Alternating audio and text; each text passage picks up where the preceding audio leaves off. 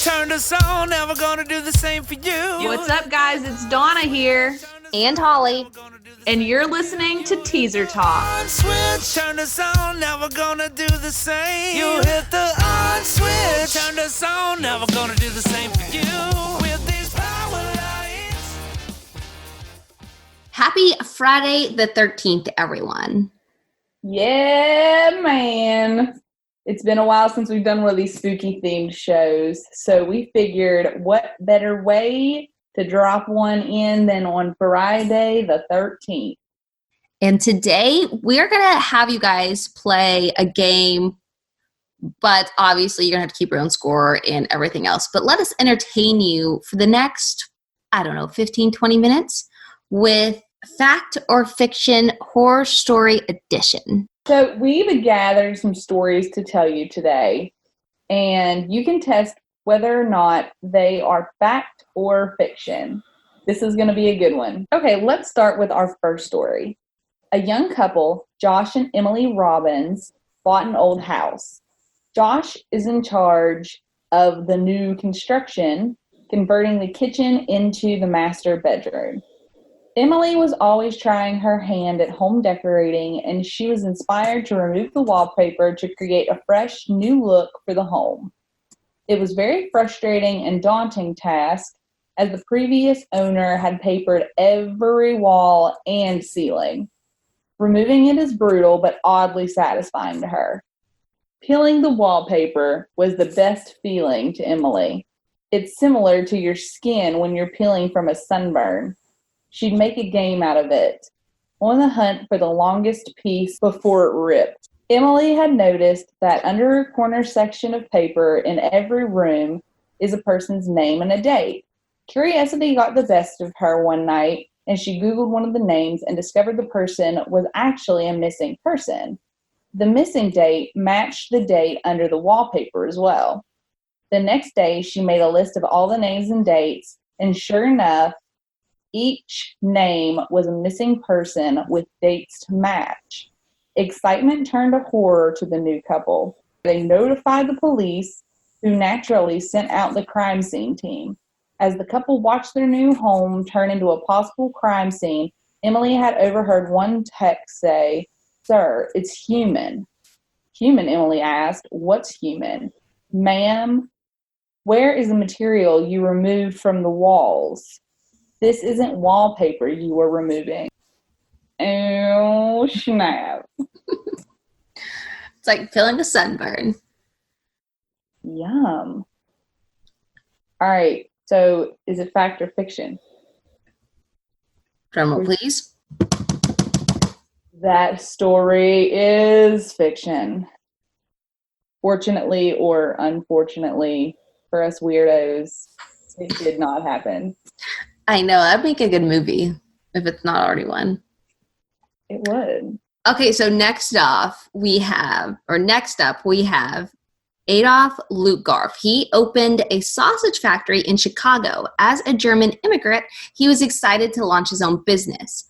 His factory grew, and he was living the American dream he always imagined. Louise, also a German immigrant, came to interview for him.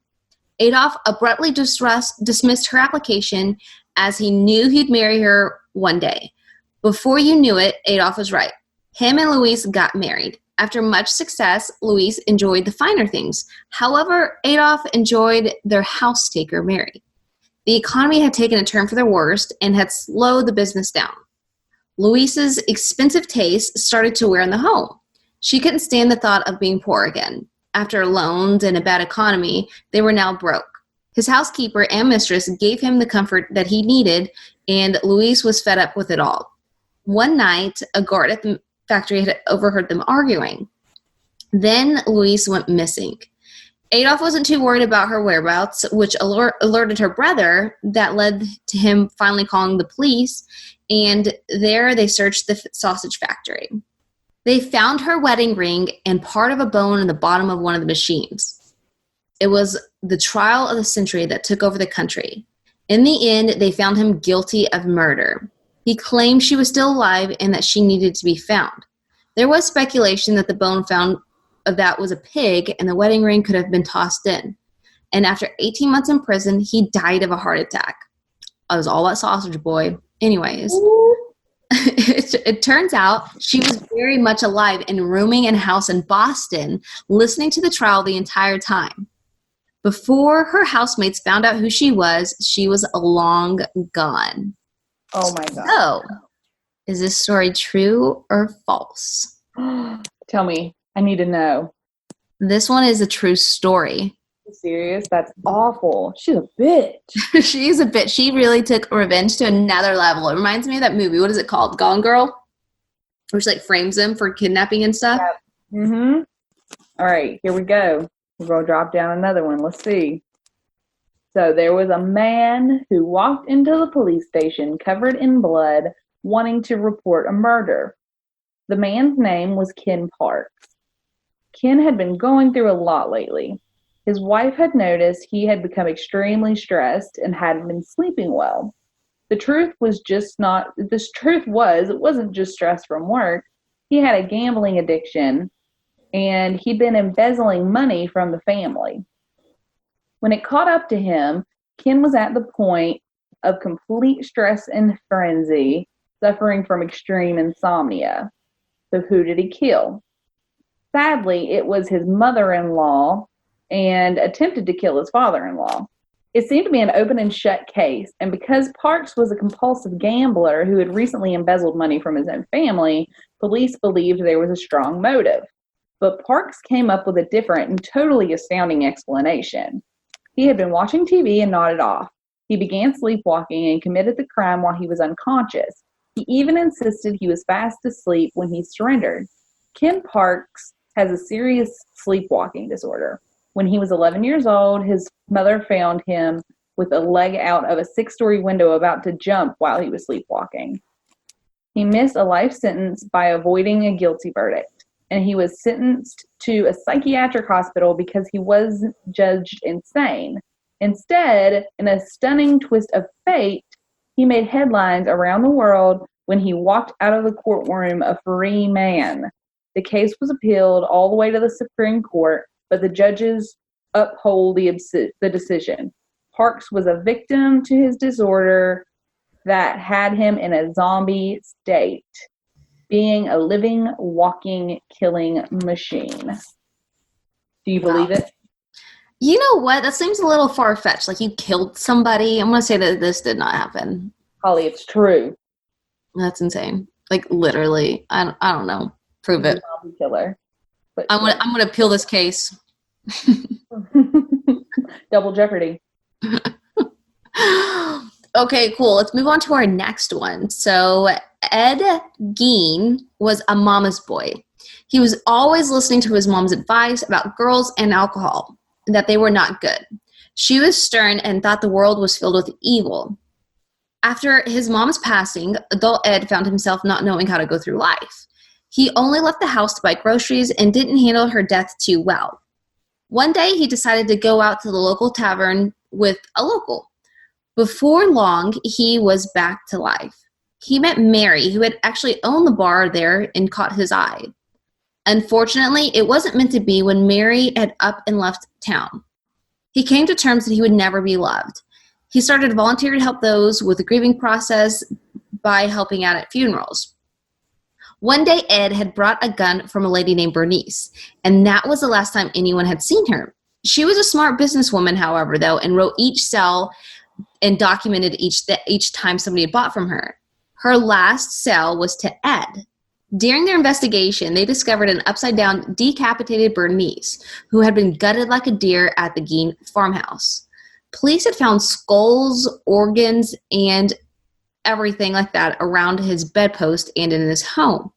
They even found a complete woman's bodysuit made from human skin. He had admitted the attendance at funerals wasn't to confront people. It was actually to get fresh bodies. Ooh. He would come back and dig them up. Mary Hogan had never skipped town. The bartender, the one that we talked about earlier a second ago, she was at Ed's home, or the pieces were. Ed had used her skull as a soup bowl.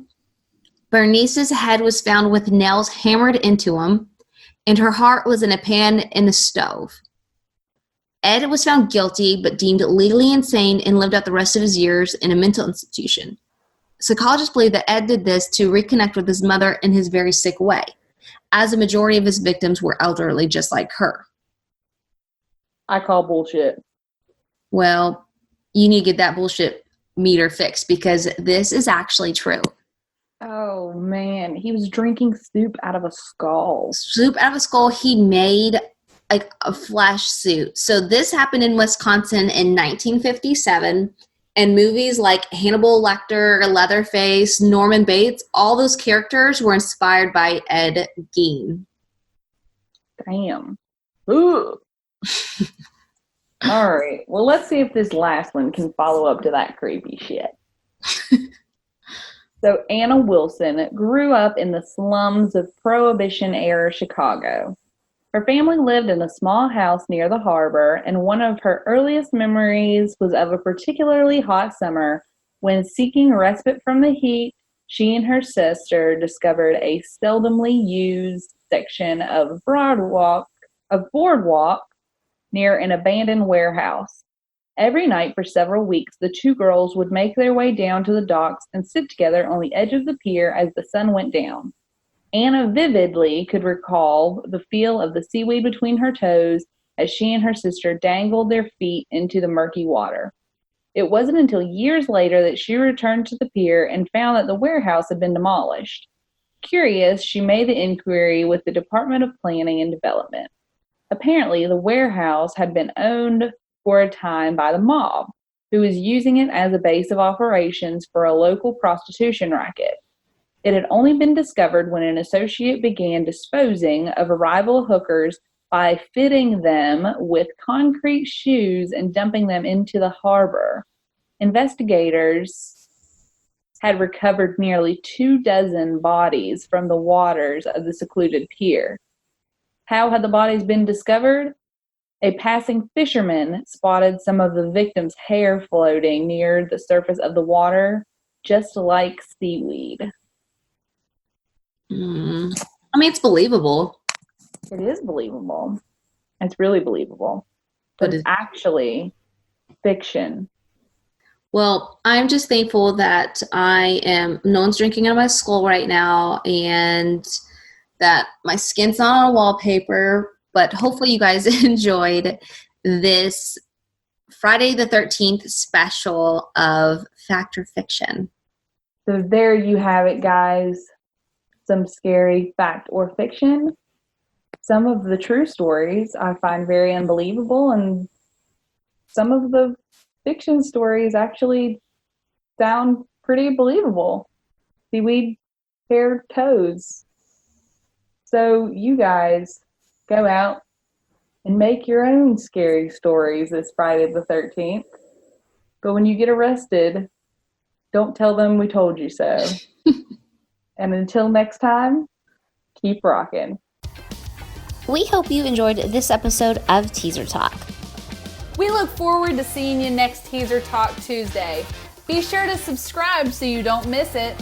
Make sure to follow us on Instagram and Facebook at Teaser Talk.